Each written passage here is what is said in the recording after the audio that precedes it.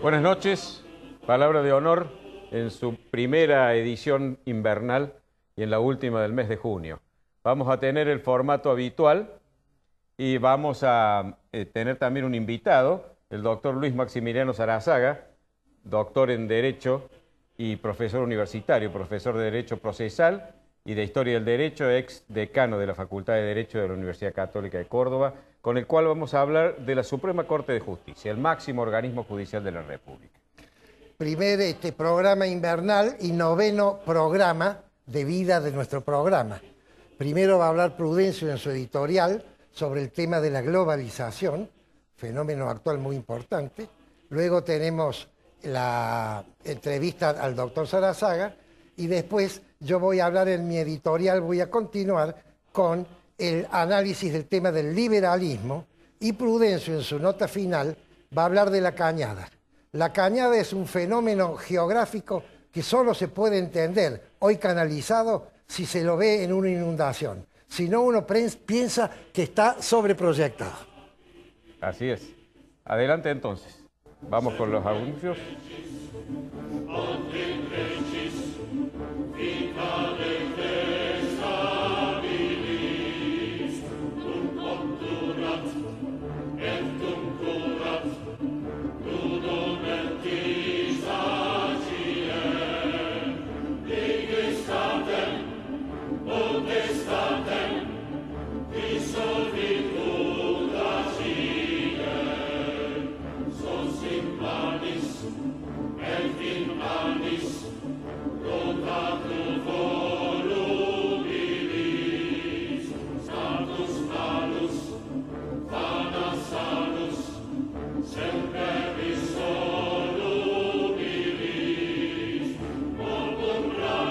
Seguimos imaginando el país que queremos. Para poder hacerlo es necesario que entendamos cuál es el contexto en que estamos, es decir, cómo es el mundo que nos toca vivir. Y yo diría que si algo ha significado un elemento que pueda registrarse como el paradigma de este comienzo de milenio, es la globalización. Este fenómeno de integración sincrónica del planeta, debido al avance extraordinario de la tecnología, sobre todo en materia de comunicaciones, que es aplaudido por algunos, denostado por otros, pero que en definitiva nos abre perspectivas magníficas, nos abre las puertas de un mundo realmente fantástico, pero también genera temores. Y los temores que proceden, por ejemplo, de la ruptura del aislamiento que provoca, o de los cambios vertiginosos que esa misma tecnología que la ha provocado sigue produciendo.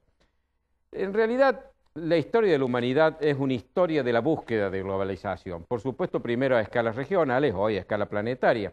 Pero desde que el hombre está sobre la Tierra, desde que la historia de la humanidad existe, siempre ha habido intentos, motivados quizás por ese espíritu gregario del ser humano o por el afán de dominación, de expandir sus fronteras. Lo hemos visto en la historia, casos como Alejandro Magno, como Julio César, como Napoleón, han procurado que lo que era para entonces su mundo estuviera realmente bajo su dominio, expandiendo su poder. En este momento, el fenómeno de la globalización tiene características distintas. Primero, este alcance planetario, es decir, el escenario ya no es un continente ni un espacio geográfico acotado, sino el mundo, la Tierra, todo el planeta. En segundo lugar, el hecho de que ya antes eran el comercio y la guerra los dos elementos que promovían la expansión. Hoy la guerra ha quedado relegada al último recurso. Ustedes me dirán, ¿sigue habiendo guerras? Sí, pero son la excepción. Son en general guerras internas de países o con el país vecino por cuestiones de intolerancia religiosa, racial o de otra naturaleza. Y la tercera característica es que ya no es un mundo monopolar ni bipolar, sino multipolar. Ya no tenemos problemas de guerra fría, sino que todos los países que han entrado en la globalización ya no tratan de destruirse mutuamente, sino que compiten, pero también colaboran entre ellos. Hay cooperación entre los países. Es decir, es un fenómeno que no se había dado nunca antes en la historia de la humanidad. La globalización, como dato de la realidad, no es ni buena ni mala, es moralmente neutra. Y es como si yo dijera que el cuchillo es bueno o malo, porque a mí me sirve para comer o me puede servir para asesinar y matar a un semejante. Es decir, es un instrumento la globalización, un instrumento sumamente apto para lograr que las comunidades, las sociedades, puedan realmente desarrollarse con un montón de oportunidades que antes no tenían. Estas oportunidades obviamente tienen que saber ser aprovechadas. La herramienta es útil en la medida en que quien la usa sepa darle el uso que la herramienta tiene y además sepa sacarle provecho. Esto es lo que está ocurriendo en este momento. Entonces, ¿cuál es la actitud que debemos tener ante la globalización? No sirve para nada despotricar contra ella, tener nostalgia de tiempos que se han ido y que no van a volver, añorar ese aislamiento en que vivíamos antes, felices y tranquilos, porque hoy el escenario es el mundo. No tiene sentido tampoco estar diciendo lo que tienen que hacer los demás, reclamando qué tienen que hacer para que a nosotros nos vaya mejor, ni tampoco, menos que menos, adoptar esas actitudes paranoicas de buscar conspiraciones planetarias que buscan dañarnos o impedir que nosotros lleguemos a ese futuro para lo cual parece que estamos ya condenados, como ha dicho alguien por allí, al éxito. No se trata de eso. Se trata de encontrar un camino que hoy se nos ofrece para poder integrarnos a un mundo que nos está ofreciendo, reitero, grandes oportunidades.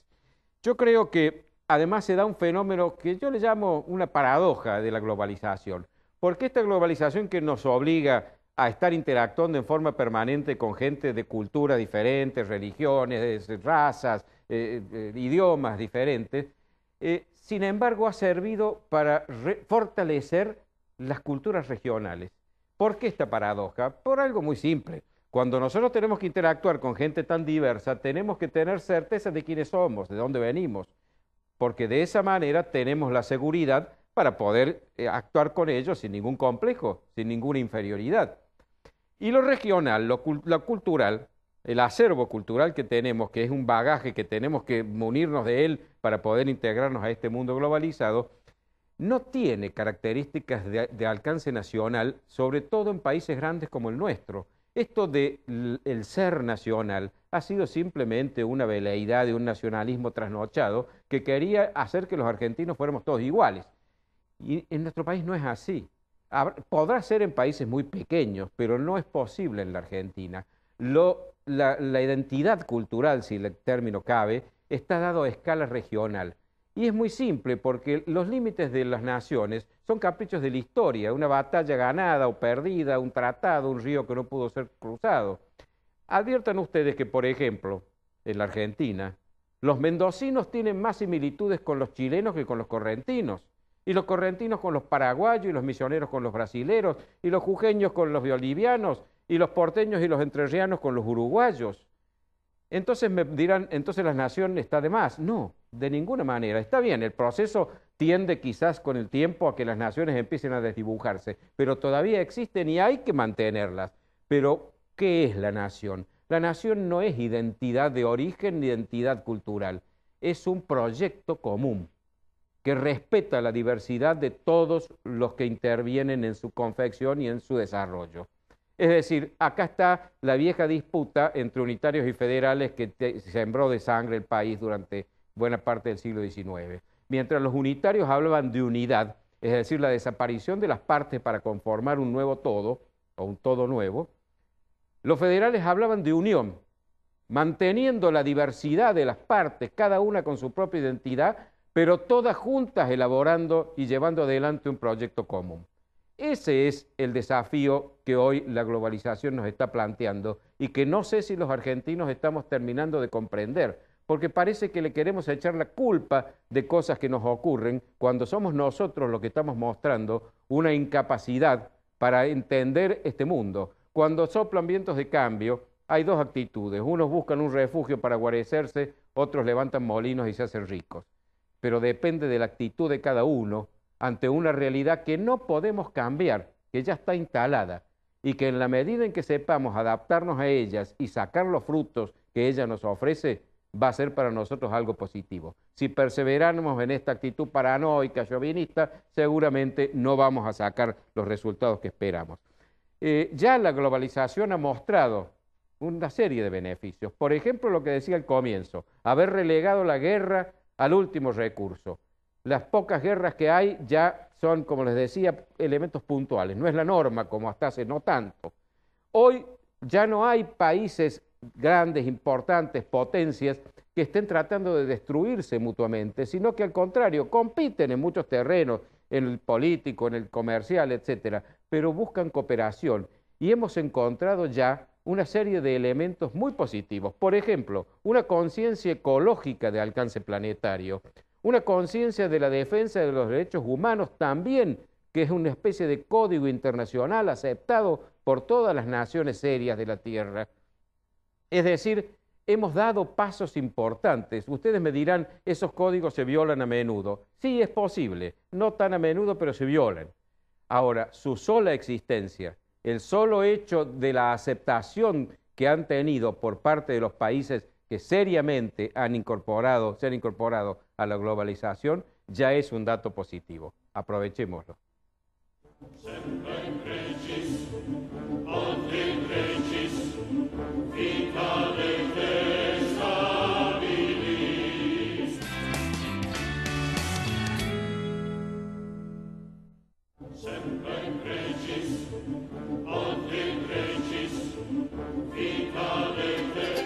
Ahora comprar tu auto es una experiencia única. Llegó AutoCity, un nuevo espacio con 0 kilómetros, usados, pista de prueba y área de servicios. AutoCity, los autos evolucionan. El lugar donde encontrarlos también.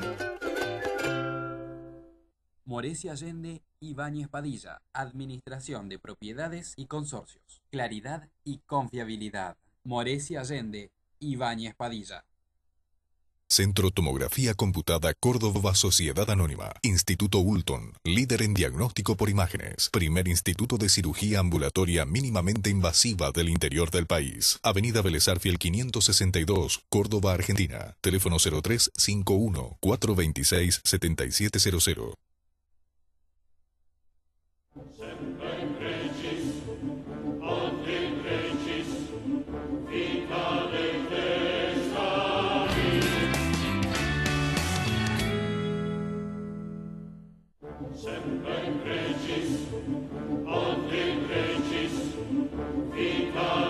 Como les adelanté, tenemos de invitado al doctor Luis Maximiliano Sarazaga. Hola Luis, ¿cómo estás?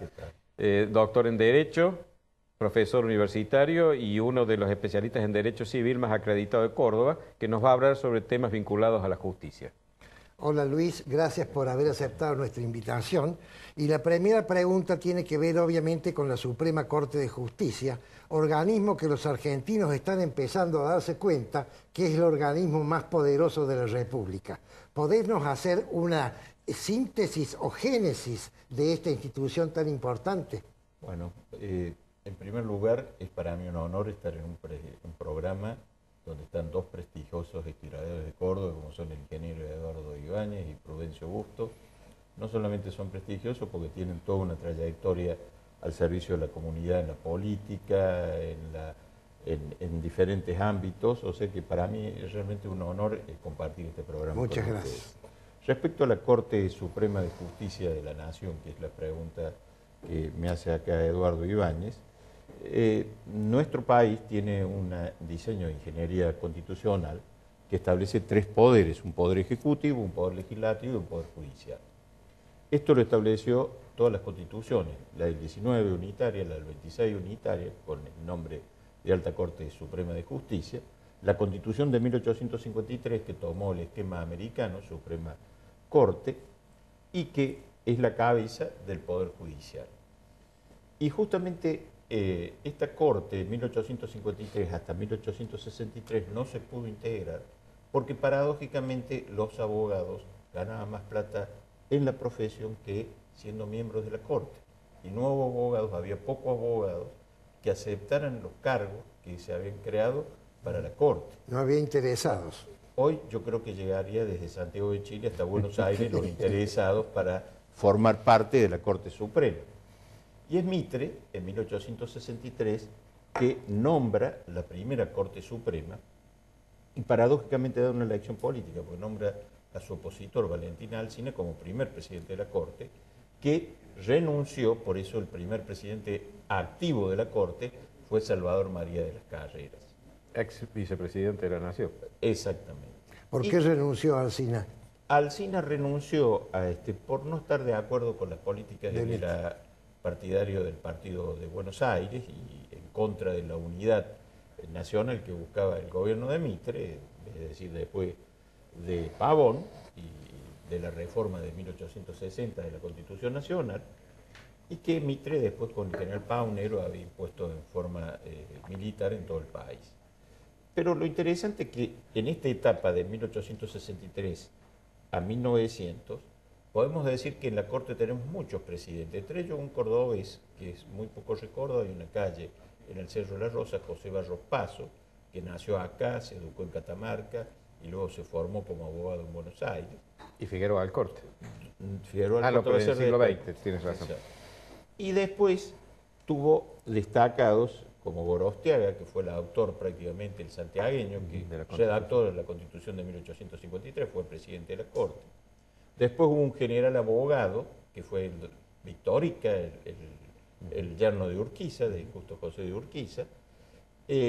Tuvo gente de la política, como Benjamín Paz, que fue gobernador de Tucumán y luego senador nacional, o el caso de Abel Bazán, que fue también de La Rioja, senador nacional y luego presidente de la Corte. Y podemos decir que esta primera Corte tuvo un gran mérito, que fue la Corte práctica, que fue encauzando institucionalmente y realzando el valor de lo que significa la división de poderes en el país en diferentes fallos. Es decir, fue poniendo los límites que tenía la Corte para intervenir y también poniéndole límite a los otros poderes para intervenir en diferentes fallos que son muy interesantes y que demuestran la independencia del Poder Judicial que se empieza a gestar en esta etapa que va de 1863 a 1900. Curiosamente, la etapa de más crecimiento del país, ¿no? Exacto. Es la etapa que más crece el país y sobre todo es la etapa que nosotros podemos decir que más o menos el país, cuando se dicta la Constitución de 1853, tenía más o menos 1.200.000 habitantes todo el país. Y que en el 1999, 9.800.000. La Argentina es una tierra de esperanza, donde se hacen 36.000 kilómetros de ferrocarriles, donde se crea la ley 1420 que lleva la enseñanza, hay que educar al soberano, gobernar es poblar, se viene la gran inmigración que nos da la pampa húmeda, que hoy estamos gozando de la soja y todo eso que es la actividad que sería largo de explicar, pero la Corte va reflejando en sus diversos fallos la convalidación de estos cambios que va haciendo la sociedad. Por eso yo lo menciono como una Corte práctica. Una pregunta, Luis. ¿Por qué Mitre, que fue tan compulsivo políticamente, cuando diseña la Corte, diseña una Corte independiente? ¿No es curioso eso? ¿No te lo has preguntado nunca? En general es la vocación que nosotros encontramos. Desde la fundación de la República en 1853, Urquiza se pudo haber reelegido como presidente. Mitre se pudo haber reelegido como presidente. Roca se pudo haber reelegido desde 1880 hasta 1904 como presidente. Sin embargo, tenían valores republicanos que respetaban. Ellos la división de poder. Creían en las instituciones. Creían en las instituciones y valoraban las instituciones. Y sobre todo el modelo de la Corte esta, que es el modelo americano, que es un modelo de respeto al Poder Judicial. La segunda etapa, que yo diría de 1900 a 1930, es la etapa donde tiene un jurista que para mí ha sido el mejor presidente de la Corte, que es Antonio Bermejo. Antonio Bermejo ingresa a la Corte como ministro en 1893, luego en 1903 designado presidente de la Corte Suprema, hasta su muerte en 1929. Y ahí se producen grandes cambios en el país y que Antonio Bermejo refleja el pensamiento liberal dieciochesco en la Corte. Remarca la división de poderes, remarca el derecho de la propiedad, es decir, el valor de la propiedad en diferentes fallos que yo no vendría a decir porque para que no es una cuestión jurídica, sino una cuestión más bien histórica. Es decir, hay un afianzamiento institucional de la Corte y la Corte va creando una doctrina, por ejemplo, el control de constitucionalidad que la Corte tiene de la ¿Nos ley. lo vas a explicar enseguida después del corte? Sí, Vamos a un corte y antes de enseguida nos llegar al 1930 vamos al corte. Sí, ¿cómo no?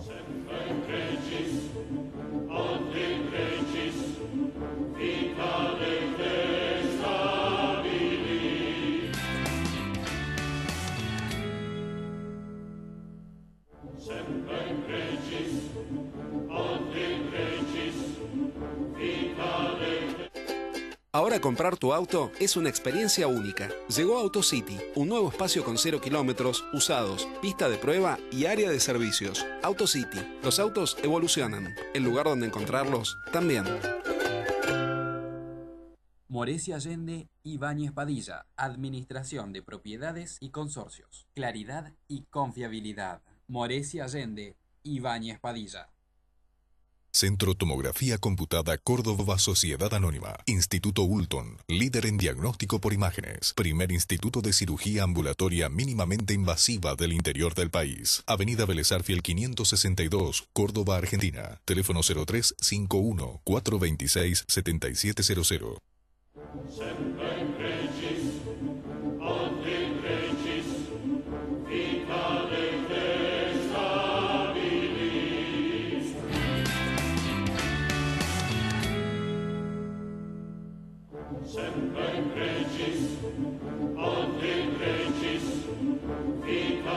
Seguimos con el doctor Sarazaga. Luis, bueno, estamos llegando ya al fatídico 1930.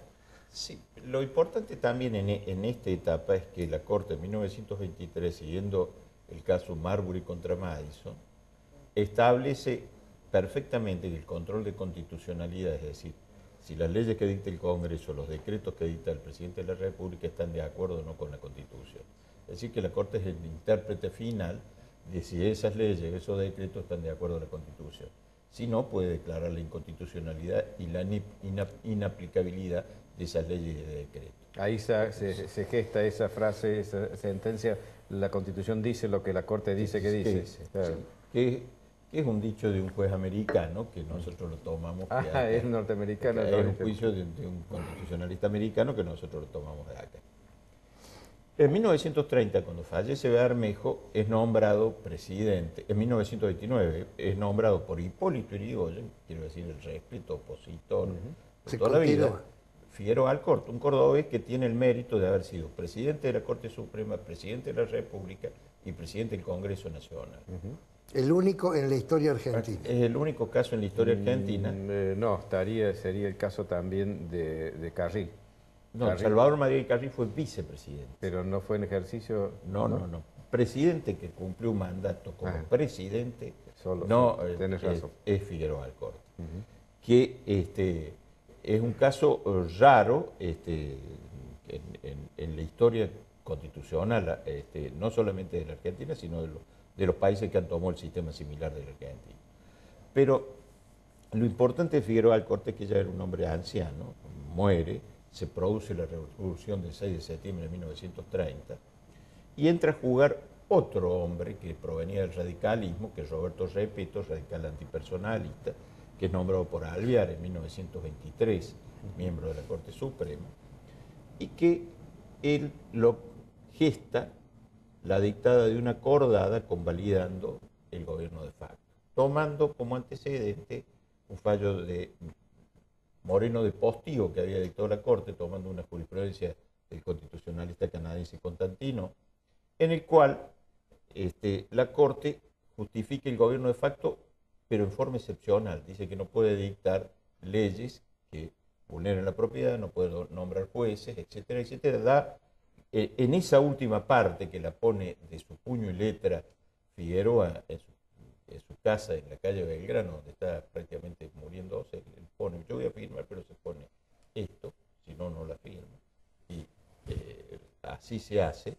hay un trabajo de la doctora Gelli que lo relata de forma pormenorizada. ¿Podés repetir cuál fue la exigencia de él? La exigencia es que el gobierno de facto era un gobierno de excepción, que había que respetarlo porque no le quedaba más remedio, pero que de ninguna manera podía administrar, pero de ninguna manera dictar leyes de organización del Poder Judicial, dictar leyes que quitaran la propiedad, etcétera, etcétera. Es decir, que tenía limitada su función legislativa a actos administrativos. ¿El concepto de la revolución triunfante fue de él? El concepto de la revolución triunfante es un concepto que se lo hace Leopoldo Lugone, el ideólogo, que es el que redacta la famosa proclama de la Revolución de 1930, que en general está inspirada por los nacionalistas fundamentalistas, entre los cuales estaba Lugone, que había sido anarquista y se había convertido en nacional. Pero lo firma Figueroa. Lo firma Figueroa y lo firman todos los miembros. Todos los miembros, claro. El segundo aspecto de esto es que empieza la decadencia de la independencia del Poder Judicial de la Corte. Luego la Corte da una serie de fallos, caso Huergo de Avellaneda, que justifica que el gobierno de Uriburu haya hecho un juez sin juicio político, y todo esto va preparando un camino a la declinación de la independencia del Poder Judicial. Cuando viene la Revolución de 1943, que efímeramente Rawson es el presidente, después Pedro Ramírez, la Corte vuelve a dictar una acordada en donde justifica el gobierno de facto de 1943. Repite, digamos. Y cuando Perón asume el poder en 1947, Perón, primero, ya en 1930 la Corte había resuelto quitarle el poder al presidente de nombrar el presidente de la Corte. Es decir, la Corte dice que se va a elegir entre sus miembros. Es un pacto que se hace con Uriburu a cambio de esta cosa. Como es actualmente, ¿no? Como es actualmente. Y en el caso de se hace el juicio político, que es un juicio político que viéndolo a lo lejos y sin el apasionamiento del momento, yo creo que fue justo la echada de la Corte, porque la Corte había actuado en política y Roberto Repetto y Juan Álvarez, que era el procurador general, tenían grandes aspiraciones políticas y se habían mezclado en la política, por eso habían dictado estas acordadas, tanto la del 30 como la del 47. Pero no era un acto de cinismo que alguien que surgía de un golpe de Estado... Lo que pasa es que el juicio político que se hace fue vergonzoso. Desde el punto de vista del trámite parlamentario se estableció, para poner un ejemplo, 30 minutos para la defensa, en lo cual, y obligarlo al señor Reale, que era el secretario parlamentario de la Cámara de Senadores, a leer la defensa de 200 páginas que se había hecho de Nazar Anchorena en 30 minutos. Que el diario La Nación dice al día siguiente, al ritmo de Luis Elías Ojit, que era un famoso comentarista deportivo, leyó la defensa en 30 minutos del señor Real, es decir, atropellándose las palabras. Palacio, que era más vivo y más político, que era un defensor de uno de los miembros de la Corte, dijo que él iba a hablar oralmente y lo mandaron al gallinero sin micrófono, entonces tiró todos los papeles y dijo que no podía hablar e hizo un escándalo. Yo creo que lo que fue malo fue el procedimiento con que se destituyó la Corte. Es decir, fue un procedimiento malo y lo único que hizo es remarcar el nombrar una Corte que, si bien la Corte peronista ha sido desnotada, tenía tipos capaces como Tomás Darío Casares, que es el primer presidente del año 47 al 49, Luis Felipe Longhi, que es un constitucionalista de nota, que lo sucede, Pérez, que es odiado en Córdoba porque vino a hacer la limpieza peronista. Espasa Pérez. Sí, pero era un hombre, paradójicamente, de origen radical, formado en Oxford, en Inglaterra. Después que fue presidente de la Corte, tiene un libro sobre los fallos de la Corte muy interesante, es decir, un hombre capaz, pero totalmente subordinado al poder político. No se privaba incluso de promulgar y fueron convencionales su constituyentes, todos fueron convencionales constituyentes de la Constitución del 49, cosa que también eso le quita independencia al Poder Judicial. Luis, nos queda... Y lo más rescatable de todo ahí fue Casares, que prácticamente fue un hombre que mantuvo su independencia. Oye, nos queda un minuto. Bueno, así que... en el minuto, la Corte del 55 produce la Revolución de 1955, el 16 de septiembre, produce el primer avance hacia la independencia del Poder Judicial, porque ya ni siquiera juicio político, sino por decreto hecha. nombra a Orgaz, que es un hombre muy valioso, que se pelea con Frondizi por el dictado de la ley 15270, que Frondizi amplía la Corte a 7 miembros para tener... Y luego, en el segundo, lo vuelve a repetir Menem con la 23774, sí. Cuando aumenta a 9 para tener la mayoría automática. La actual presidenta ha reducido a 5 miembros la Corte, que me parece bastante bueno. En estas Cortes que hubo, paradójicamente, hasta 1930, 5 fueron juristas, todos los demás fueron políticos, todos habían sido senadores, etcétera, etcétera. En cambio, en la Corte, que de 1930 ahora, casi todos fueron juristas y dependientes generalmente del poder político. Paradójicamente. Yo podría decir, yo discrepo con muchos fallos de la Corte actual, pero yo creo que la Corte actual mantiene un rango, es la primera Corte que yo he visto no desde el 83, desde el 83 podría decir que la primera Corte que nombra Alfonsín con Carrió es independiente. Esta Corte también ha tenido rasgos de independencia, cosa que no lo tuvo en la época de Menem, la Corte que estuvo subordinada al poder político.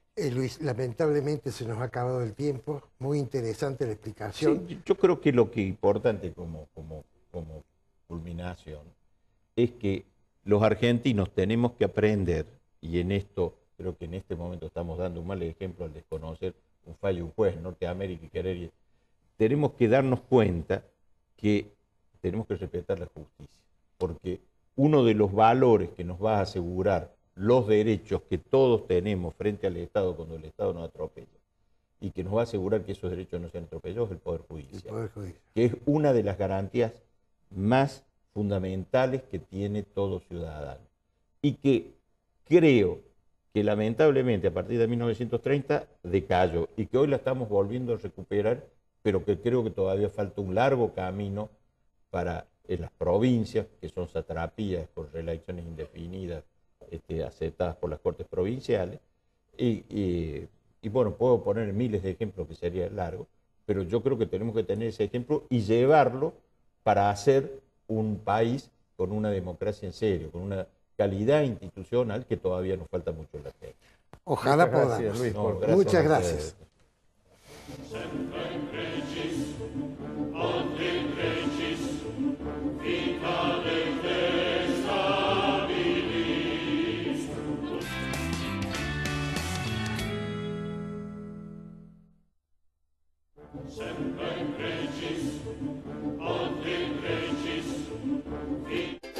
Ahora comprar tu auto es una experiencia única. Llegó AutoCity, un nuevo espacio con 0 kilómetros, usados, pista de prueba y área de servicios. AutoCity, los autos evolucionan. El lugar donde encontrarlos también. Morecia Allende Ibáñez Padilla, Administración de Propiedades y Consorcios. Claridad y confiabilidad. Morecia Allende Ibáñez Padilla. Centro Tomografía Computada Córdoba Sociedad Anónima. Instituto Ulton, líder en diagnóstico por imágenes. Primer instituto de cirugía ambulatoria mínimamente invasiva del interior del país. Avenida Vélez Arfiel 562, Córdoba, Argentina. Teléfono 0351 426 7700.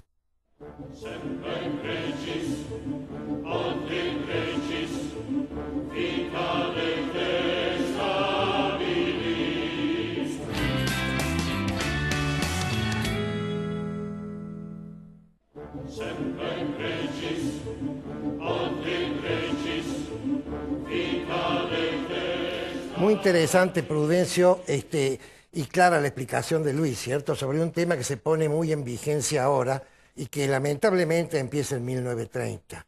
En 1930 la Corte de Justicia, por lo menos en mi opinión, yo soy ingeniero, no abogado, pero soy ciudadano. La Corte de Justicia, para aceptar un hecho consumado, dejó de lado la ley superior y entonces perdió autoridad moral y la fue perdiendo hasta el viernes de la semana pasada a las 9:30 de la noche, donde yo creo que le hemos empezado a recuperar porque un juez de la República ha tenido la valentía de hacer lo que ha hecho con nuestro muy conocido señor Vudú, nuestro vicepresidente de la República. No sé qué opinas, Prudencio. Sí, me parece que sí. Ojalá esto marque un punto de inflexión. no solo en la conducta de la justicia, no solo en que la justicia haga lo que debe hacer para recuperar su independencia y mostrarla, exhibirla para que creamos en ella, sino en que cobremos conciencia a los ciudadanos de la necesidad de tener una justicia independiente, como decía Luis, el último baluarte en la defensa de nuestros derechos contra los atropellos que puede haber de parte del Poder Ejecutivo. Pero me quedó una cosa, me quedé pensando, esta paradoja, o por lo menos aparente, que nos comentaba Luis Arázaga. ¿Cómo es esto de que mientras la Corte estuvo integrada por políticos, fue mucho más independiente que cuando estuvo integrada por juristas, por académicos?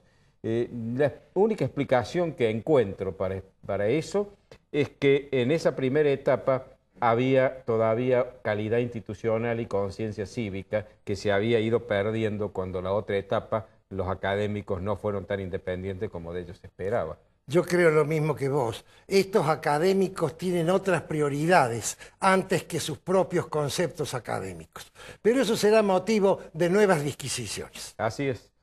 Vamos entonces a tu editorial. Sí, señor. Los auspicios primero.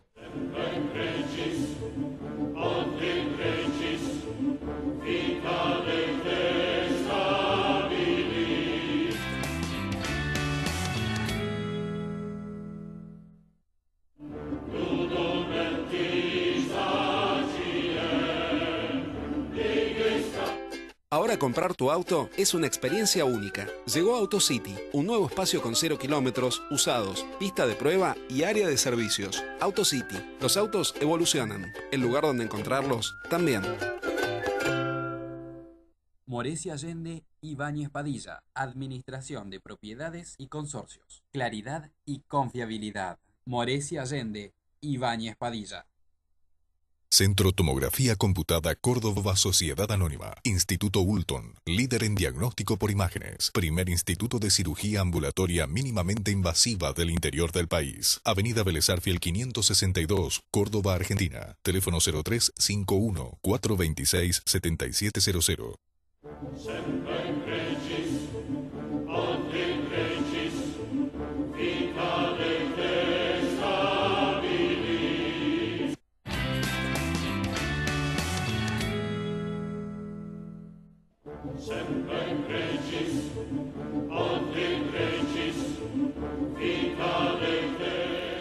El lunes pasado hablamos de liberalismo. Hoy voy a continuar con la filosofía liberal. Pero lo que voy a explicar o tratar de explicar son las críticas que se hacen a la filosofía liberal. Básicamente son tres. La primera de ellas es que el liberalismo impulsa un concepto de individualismo en contra de los modernos conceptos del trabajo en equipo, el trabajo comunitario. La segunda crítica es el laicismo. El liberalismo, la filosofía liberal, impulsó el concepto del laicismo. Estas dos críticas no las voy a explicar, no las voy a desarrollar hoy, porque lo voy a hacer cuando hable de liberalismo político y de liberalismo económico. Hoy me voy a dedicar a la crítica más importante, en mi opinión, porque es la crítica que va a la esencia, al meollo de la doctrina liberal, que es la confrontación que ha habido entre fe y ciencia, y no entre fe y razón, porque todo lo que voy a decir ahora es del punto de vista de una persona que es creyente, que tiene fe, porque si no, no tiene sentido hablar de fe.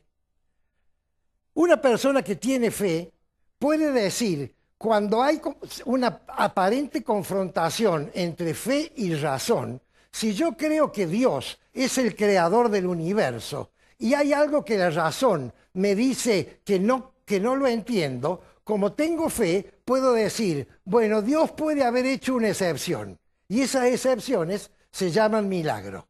Esto funcionó muy bien durante 1500 años, pero cuando llegó la época del liberalismo y cuando llegó la época de que la razón empezó a desarrollar la ciencia, se encontraron a través ya no de la razón, sino de la ciencia, tres puntos donde sí hubo una colisión que fue aparentemente una colisión insoslayable.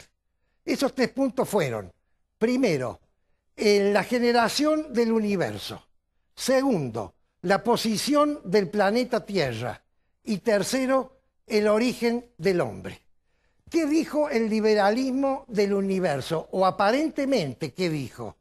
Dijo, la revelación me dice que el universo fue creado en 6 días. La ciencia me dice que el universo tiene 13.500 millones de años de antigüedad. La teoría religiosa me dice que la Tierra era el centro del universo. Estaba la Tierra, la bóveda celeste, las estrellas fijas y el Sol que salía del levante y se ponía en el poniente. Hoy en día, con la invención del catalejo, dice Galileo, yo puedo demostrar que la Tierra no gira alrededor, que el Sol no gira alrededor de la Tierra, sino que la Tierra gira alrededor del Sol. ¿Y cuál es la tercera objeción? La tercera objeción la trae Darwin. Darwin dice, señores, el hombre no lo ha hecho Dios con un montón de barro que lo modela como muñeco y lo sopla. El hombre es el resultado de millones de años de evolución, como me muestran los restos fósiles. Entonces, ¿cómo se concilian estas dos posiciones aparentemente inconciliables? Muy sencillo. La Biblia, sobre todo el Antiguo Testamento y sobre todo los primeros libros, no son libros científicos, son libros religiosos. Toda la Biblia es un libro religioso. No puede ser tomada literalmente. Lo que interesa es el mensaje.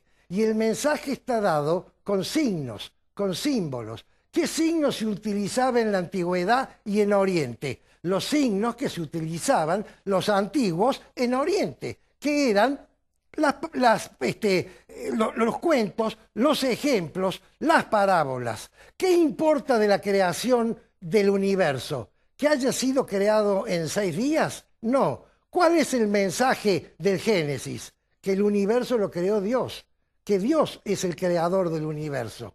¿Qué importa en la posición de la Tierra? ¿Que la Tierra está en el centro del universo? No, no está ni siquiera en el centro del sistema solar, ni el sistema solar en el centro del universo, de la galaxia, ni nuestra galaxia en el centro del universo. ¿Cuál es el mensaje? El mensaje es que el hombre es el centro del universo. Todo el universo ha sido creado desde el punto de vista de nuestra religión para beneficio, en el buen sentido de la palabra, no usemos esta palabra para otra cosa, del hombre.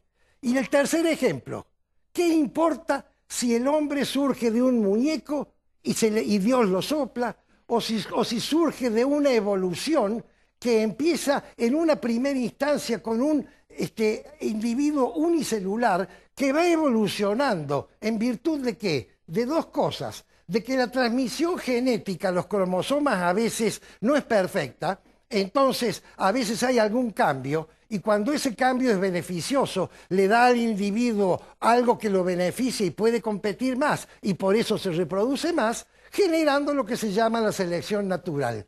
Esa evolución desde el ser unicelular, pasando por todas las especies que van creciendo en la escala de importancia, al llegar a un cierto homínodo, Dios, le impone lo que nosotros llamamos un alma. Y al imponerle esa alma, Dios convierte a ese ser en un individuo a su imagen y semejanza. Y ese es el mensaje de la revelación. De manera tal que no hay ninguna confrontación entre ciencia y fe.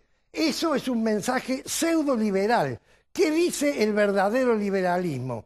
El verdadero liberalismo dice, usted es dueño de pensar lo que usted quiera, porque Dios lo creó así. No hay ningún conflicto entre ciencia y fe. ¿Por qué? Porque así como en el plano existen dos posibilidades de rectas, o rectas paralelas que nunca se cortan, o rectas oblicuas que se cortan, en el espacio hay una tercera alternativa que yo la marco con los brazos. Son las rectas alabeadas. Las rectas alabeadas no son paralelas ni no se cortan. ¿Qué significa eso? Eso significa que la ciencia, que es producto de la razón, es decir, la razón, y la fe, trabajan en dos escenarios, en dos andariveles diferentes, que no colisionan porque son diferentes, pero los dos son inherentes a un ser humano que tiene creencias religiosas, vuelvo a repetir. El que no la tiene, toda esta disquisición, por supuesto que no la hace. No obstante, hay algunos avances científicos que son espeluznantes, realmente impresionan. Les voy a decir dos. El primero es el Big Bang. En los años 50, un astrónomo americano llamado Hubble, no sé bien cómo se pronuncia, descubre que el universo se expande, y se expande cada vez a velocidad mayor. ¿Qué significa eso?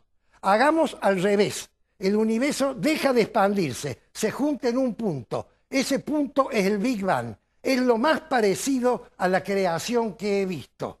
Y lo más parecido a la imposición de un alma es la aparición de la conciencia humana cuando el ser humano se convierte en el único individuo pensante.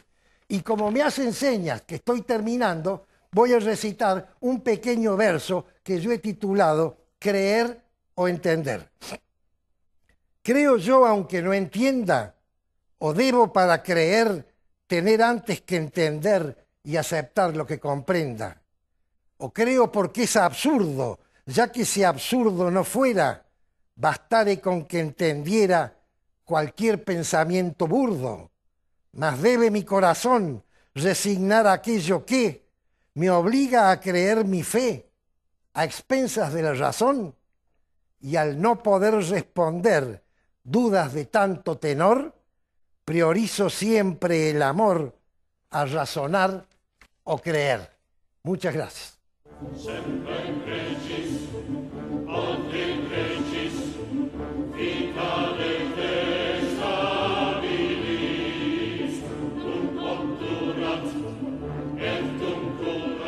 La ciudad que queremos. Y ahora voy a ocuparme de lo que Capdevila decía que era el gesto de Córdoba, la cañada. ¿Qué les voy a explicar qué es la cañada? La conocen tan bien como la conozco yo. Pero me gustaría contarle la historia de la cañada, porque la cañada nació. No fue producto de la naturaleza la parte de la cañada que está en la ciudad, en el viejo casco, sino obra del hombre. Concretamente, vamos a pedir al director que nos muestre el primer plano. Ese plano fue confeccionado en 1577 por don Lorenzo Suárez de Figueroa, 4 años después de fundada la ciudad. Está al revés porque en ese momento se puso el sur arriba y el norte abajo, pero no importa. Advierten ustedes que ahí no está la cañada, no existía la cañada en esa cuadrícula fundacional que hoy llamamos Casco Chico. No existía la cañada. ¿La cañada qué era? Era un curso de agua que nacía allí en la Lagunilla, cerca de lo que hoy es Malagueño, y que llegaba hasta las Barrancas del Sur, que es donde hoy está el Boulevard San Juan, y ahí desaparecían. Cuando venía crecida, venía en avenida, como se llamaba entonces, desbordaba la barranca, entraba a la ciudad y ahí causaba desastre. Eso hace que en el plano siguiente, que es ya del siglo XVIII, aparece, también tiene sur arriba, aparece la cañada. Ya ahí está la cañada dibujada porque ya el hombre la había construido. ¿Qué pasaba cuando la cañada entraba a la ciudad y cometía estos atropellos?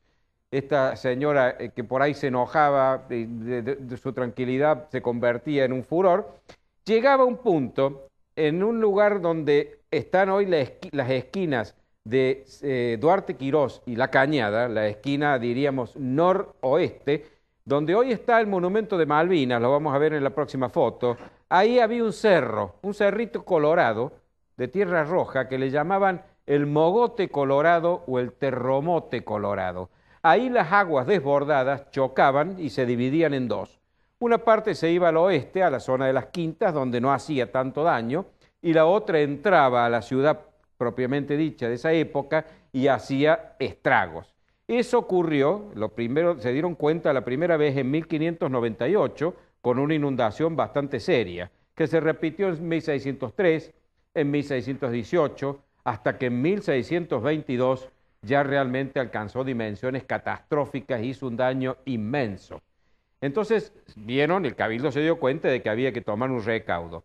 Contrataron a un constructor portugués que se llamaba Gonzalo Carvalho, que por el precio de 2.000 pesos se comprometió a peinar el Cerro Colorado, el mogote, es decir, a bajarlo, rebajarlo, y con la tierra hacer un terraplén, y sobre el terraplén un calicanto que debía ir desde la esquina aproximadamente de lo que hoy es Belgrano y San Juan hasta la esquina de Santa Rosa y Jujuy. Pero resulta que Carballo murió cuando todavía la obra no estaba ni en su mitad.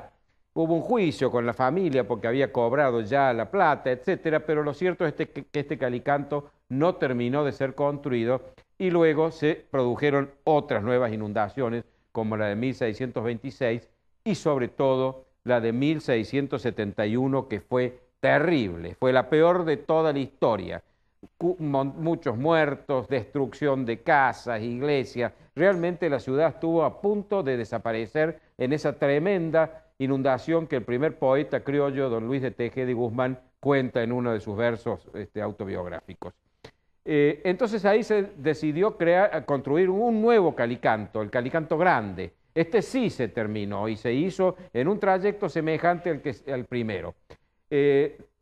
Hay todavía fotos, porque ese calicanto, que lo vemos ahí en la parte de la calle que confluye la Cañada con Belgrano, entre Duarte Quirós y San Juan, ese calicanto duró hasta que se construyó el cauce nuevo, el cauce actual. Es decir, duró más de 250 años. La primera obra de ingeniería importante que se hizo en la Argentina, que fue el Calicanto Grande.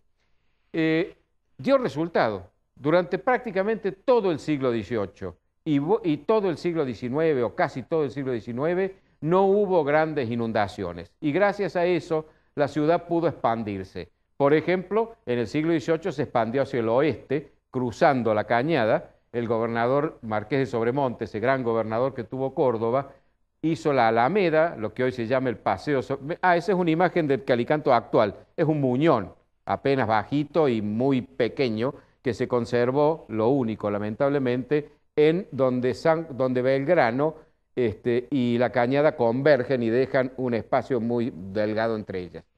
Bueno, Sobremonte construye el paseo que hoy lleva su nombre y construye un puente que cruza la Cañada a la altura de la calle 27 de Abril.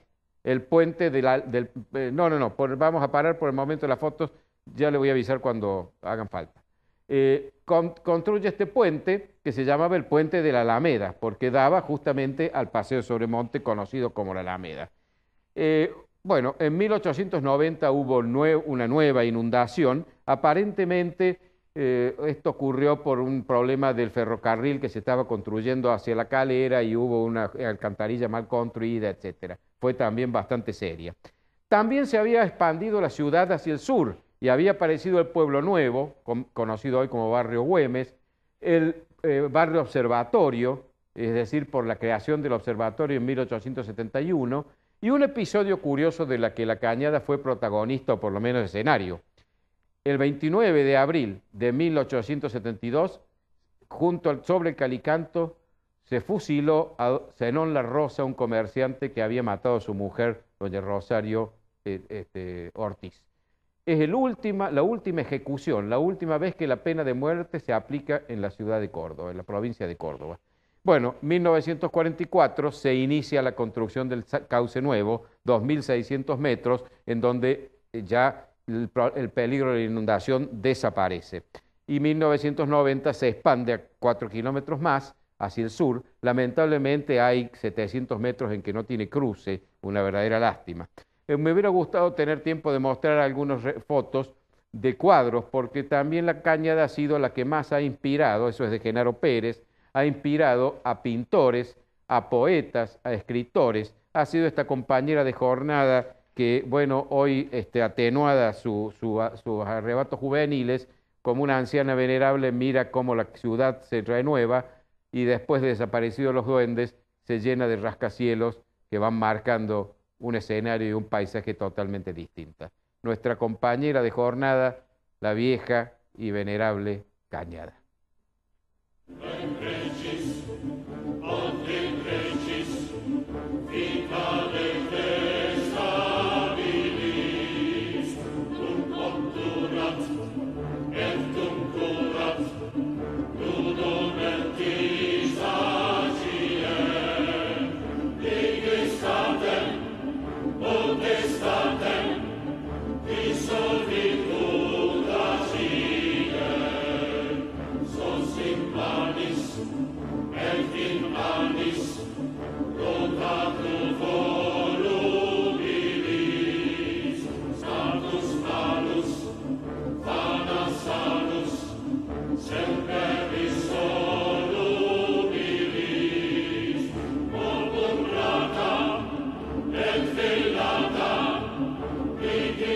Voy a leer un verso de mi autopresentación y con esto lamentablemente terminamos el programa.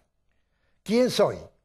Provinciano no unitario, pero firme antirrosista. Nunca jamás centralista, siempre entusiasta ilustrado. Decidido liberal y no por ello mitrista. Respetuoso federal cristiano y capitalista. Ferviente republicano democrático genuino, asumido ciudadano, soy cordobés y argentino. Una vida he demorado para haber configurado esta visión tan sencilla. Perdón, no me he presentado. Eduardo Ibáñez Padilla. Y con esto terminamos. Bienvenido. Muchas gracias.